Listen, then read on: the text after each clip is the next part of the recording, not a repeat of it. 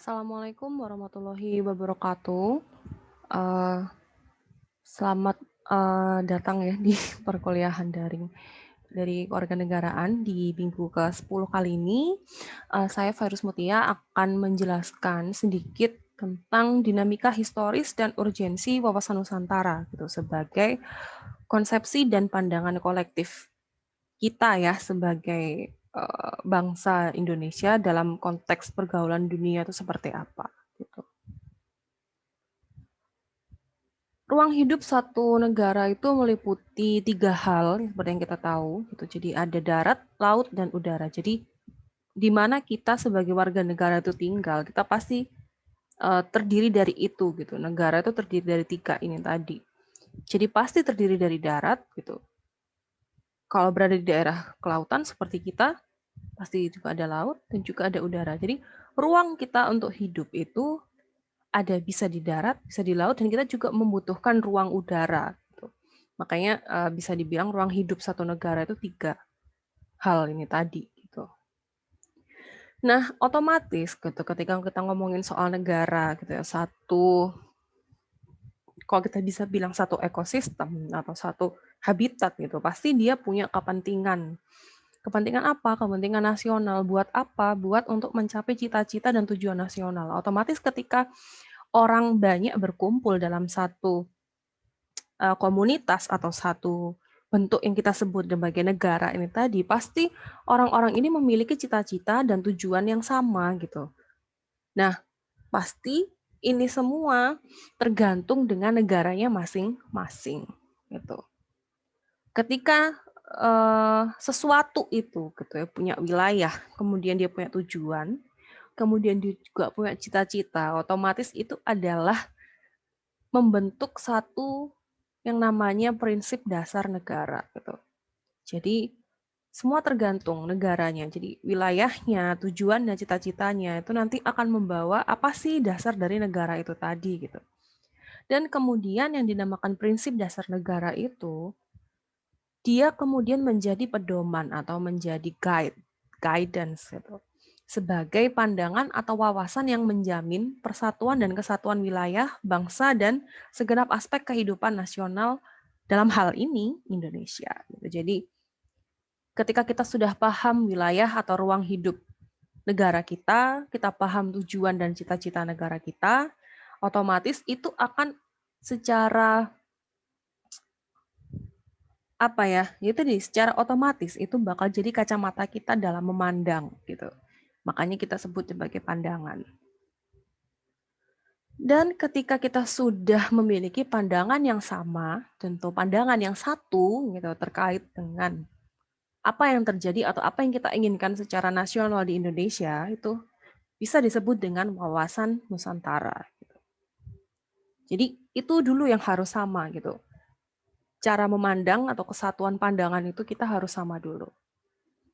Dan pertanyaan selanjutnya adalah wawasan Nusantara ini haruskah gitu, harus sepenting itu kah? Kenapa kok kita harus punya gitu wawasan Nusantara?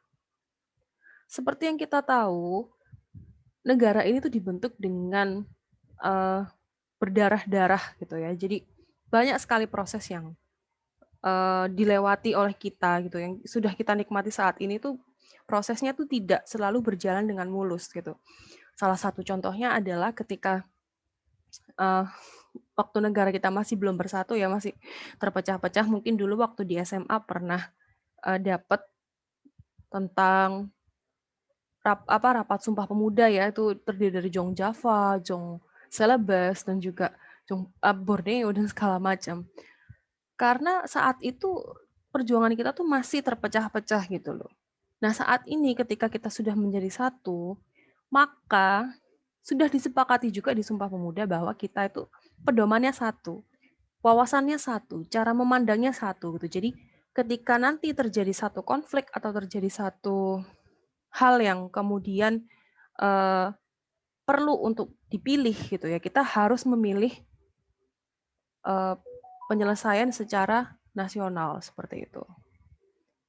Ketika kita sudah berpikir yang sama gitu ya dengan teman-teman yang ada di manapun ya di belahan Indonesia gitu ya, kita pasti sudah bisa merasakan gitu bahwa kita bakal damai, jauh dari konflik, disharmonisasi. Oh, kita tahu dia agamanya ini, kita tahu dia sukunya ini, dan kita menghargai gitu. Nah, itu pasti akan enak banget gitu dalam menjalani hubungan kebangsaan gitu. Nah, konsepsi itu adalah cara pandang gitu. Jadi, wawasan kebangsaan atau wawasan Nusantara ini merupakan wawasan nasional yang ya bisa disingkat Nusantara gitu. Dan wawasan nasional ini merupakan cara pandang. Jadi konsepsi itu adalah cara pandang. Cara pandangnya siapa? Cara pandang bangsa terhadap diri dan lingkungan tempat hidup bangsa yang bersangkutan. Otomatis ketika kita hidup di Indonesia, berarti kita punya konsepsi atau kita punya cara pandang berbangsa dan bernegara yang Indonesia gitu. Yang nasional Indonesia yang seperti apa. Nah, ketika kita sudah punya pandangan yang sama, kita sudah punya visi yang sama, otomatis dia menjadi landasan apa sih yang mau dibawa oleh bangsa Indonesia, apa sih karakter kita, apa sih yang bangsa kita mau gitu.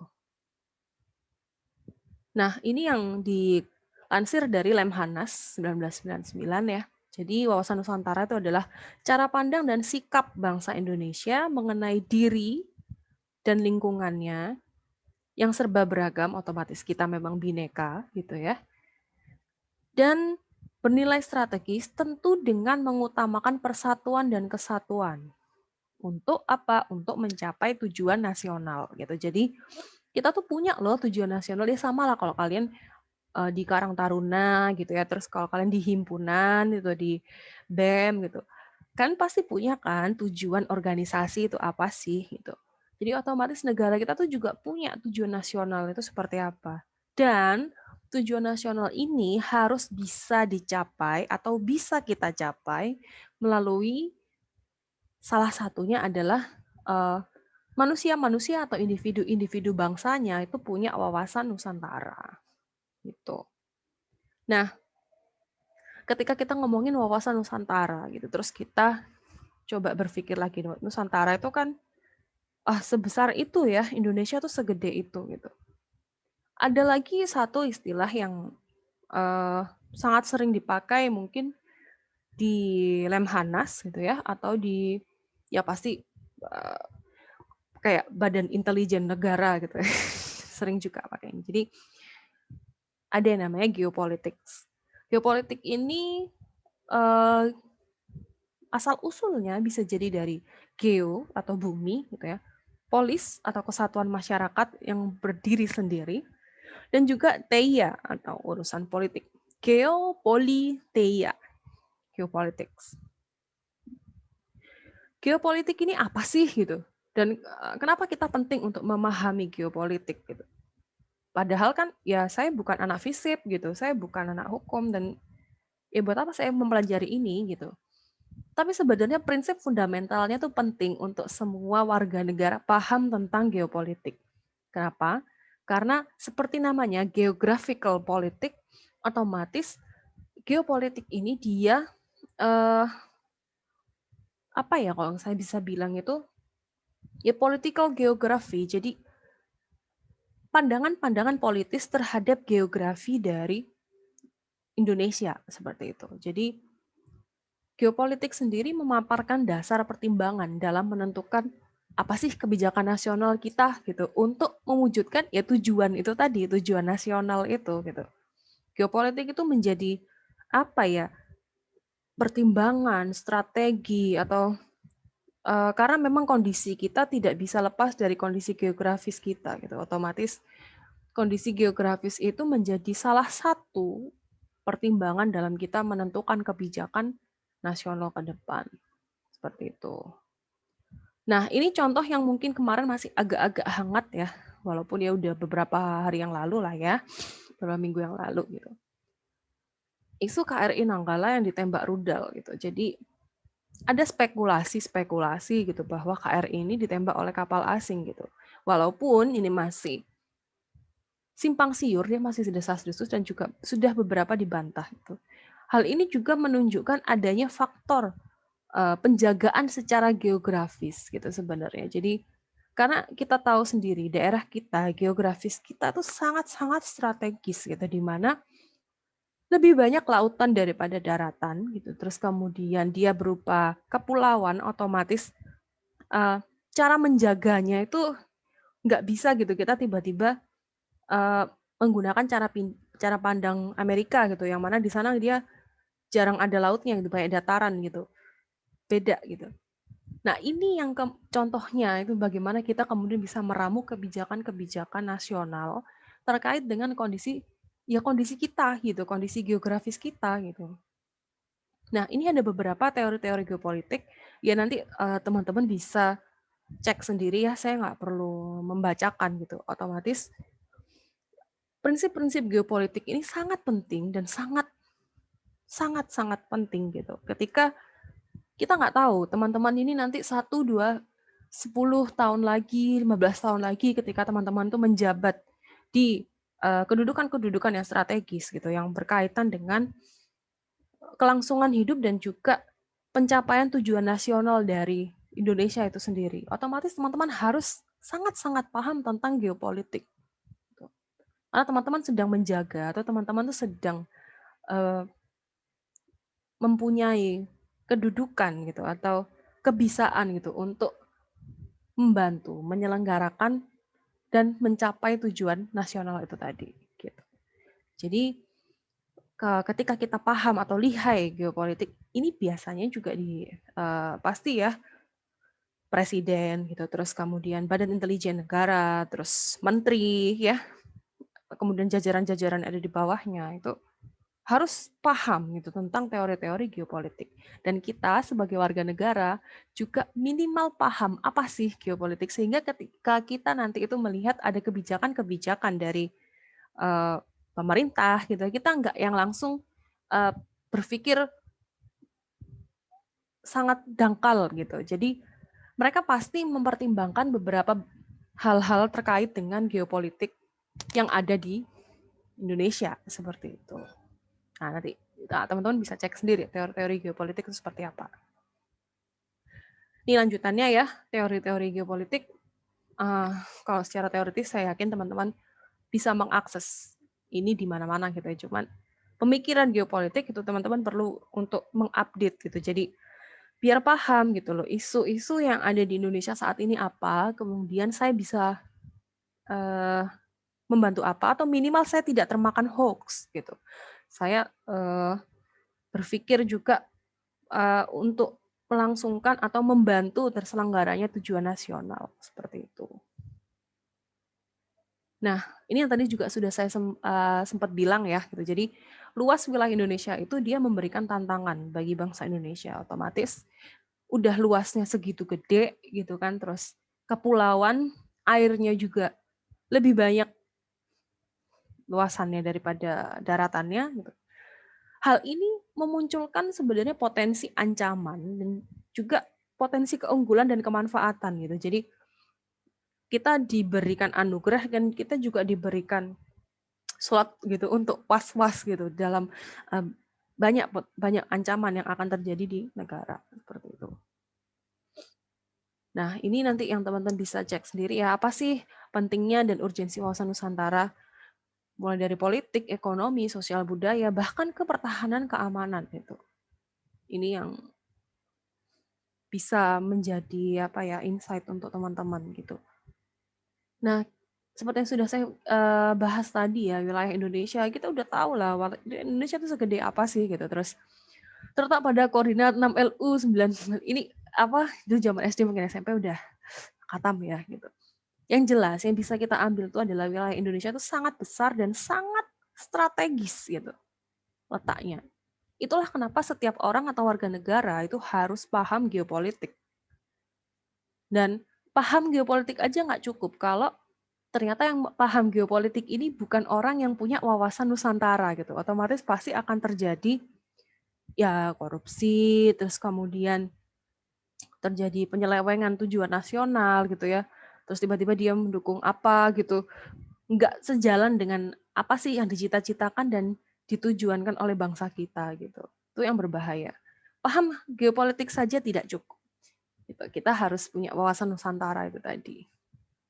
Nah ini ya, seperti yang kita tahu lah ya, jumlah pulau, luas wilayah, batas wilayah NKRI, ini juga kita harus tahu sih sebenarnya. Ya paling tidak kita tahu, karena kalau kita nggak tahu sama sekali ya kita kan generasi ke depan gitu loh. Kita harus aware dengan apa yang terjadi di negara kita gitu. Nggak bisa kita cuman ya udahlah aku nanti lulus kuliah, kerja, nikah, punya anak gitu. Dan terus kita sebagai manusia nilai kebermanfaatan kita di mana gitu. Nah, ini sejarahnya ya dulu atau awalnya ya teori-teori teritorial laut kita tuh 3 mili. Nah, 3 mil, sorry. Ini sebelum deklarasi Juanda. Nah, nanti teman-teman bisa cek sendiri ketika sudah ada deklarasi Juanda tuh. Jadi jauh lebih luas. Lautnya jadi 12 mil. Nah, ini teman-teman bisa melihat ya sebetulnya betapa strategisnya gitu geografi atau geografis kita itu kalau dilihat gitu atau ditarik dari negara-negara yang lain atau benua-benua lain gitu. Sangat-sangat strategis ya. Nah, di sekelebat info saja ini juga. Nah, ini yang belum ada kejelasan batasnya ya, ruang antariksa atau ruang atasnya, ruang udara lagi gitu. Karena emang kita sebagai manusia ya, sesuatu yang terbatas itu tidak bisa mengukur sesuatu yang tanpa batas gitu. Nah, ini adalah rangkumannya untuk hari ini atau untuk materi ini. Jadi sumber historis, sosiologis, dan politik tentang wawasan Nusantara. Penting ya, penting banget. Nanti teman-teman bisa melakukan pengayaan mandiri tentang wawasan Nusantara itu apa aja sih gitu. Terus saya harus berpikir seperti apa sih gitu. Jangan sampai terus kemudian kita bergabung sama hal-hal yang kemudian memecah belah Nusantara. Udah nggak bermanfaat sebagai orang yang hidup di Indonesia gitu. Terus ikut memecah belah dan mendisintegrasikan gitu. Terus ternyata ketika kita jadi pejabat, kebijakannya tidak membawa manfaat gitu untuk bangsa. Itu penting ya, untuk kita bisa paham. Gitu. Nah, penerapan wawasan Nusantara dan tantangan implementasinya secara general memang seperti ini gitu. Tapi jelas ya, kita selalu bisa mengimplementasikan hal ini ke bidang ilmu kita sendiri gitu. Terutama di bidang Hankam gitu ya. Tuh ya seperti yang kemarin juga banyak kita baca di beberapa portal berita juga gitu ya. Kemudian apalagi kita tahu sekarang kita sudah di zaman Internet of Things, otomatis teman-teman saya rasa jauh lebih jago lah untuk menerapkan wawasan Nusantara di era sekarang. Nah, ini era globalisasi. Karena nah ini saya yang paling menarik itu adalah bukunya Kenichi tentang borderless world gitu ya. The End of Nation State gitu. Kita pasti pernah lah berpikir seperti itu. Gimana ya nanti ke depan itu, apakah negara ini masih ada atau enggak gitu. Atau mungkin yang beragama Muslim ya, pernah mendengar konsepnya Imam Mahdi dan segala macam. Ini sangat seru sebenarnya untuk diperbincangkan lah seperti itu. Nah, cukup sekian ya sebenarnya materi pengantar dari saya tentang wawasan Nusantara dan juga geopolitik. Saya rasa teman-teman bisa untuk mencari sendiri, untuk memahami sendiri, dan melakukan pengayaan mandiri. Untuk itu saya akhiri untuk video ajar kali ini. Wabillahi taufiq wal hidayah. Wassalamualaikum warahmatullahi wabarakatuh.